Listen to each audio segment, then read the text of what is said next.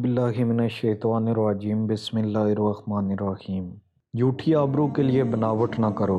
दानाओं का कौल है कि हमेशा मुहसिनों के मेहमान बनो, ना कि ऐसे शख्स के कि जो कि तुम्हारी कमाई कमीनगी से वसूल करे। ऐसे पीर रोशनी नहीं दे सकते जो तुम्हें तारीक बना दें।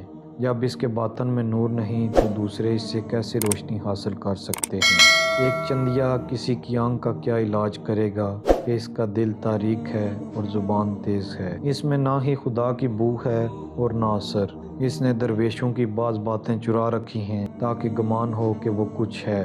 वो बायज़ीद बस्तामी रहमतुल्लाह की ऐबजोई करता है, हालांकि अंदर से खुद यजीद है। इसके लिए वक्त दरकार है कि इंसान का असल बेत ज़ाहिर हो कि जिस्म की दीवार के नीचे खजाना है या चुनटी या फिर सांप का बिल। कोई मुरीद अगर झूठे मुद्दई का मुतकद हो जाए कि वो कुछ है, लेकिन वो अपने अतकाद की बदौलत आला मर्तबे पर फाइज हो जाएगा जो पीर ने ख्वाब में भी ना देखे होंगे। वो खुद आग और पानी से महफूज रहेगा, लेकिन इसका पीर महफूज ना रह सकेगा। ऐसा कोई ही होता है कभी मुरीद के बातन की रोशनी की बदौलत जो इसे अपने अखलास की वजह से हासिल हुई पीर के हक में मुफीद साबित हो जाती है। मुरीद अपने नेक इरादे की बदौलत ऐसे मकाम तक पहुंच जाता है, अगरचे जिसको इसने रूह समझा वो जिस्म निकला। इसके लिए ऐसे अहवाल रोनुमा हो जाते हैं कि इसके नाचीज पीर ने सालों में भी इन अहवाल का मुशाहिदा नहीं किया होता। जिस तरह किबले की दुरुस्त सिमत का इल्म ना होने की वजह से अटकल नमाज पढ़ ली जाए तो फिर भी किबला रू ना होने की वजह से वो नमाज दुरुस्त हो जाती है।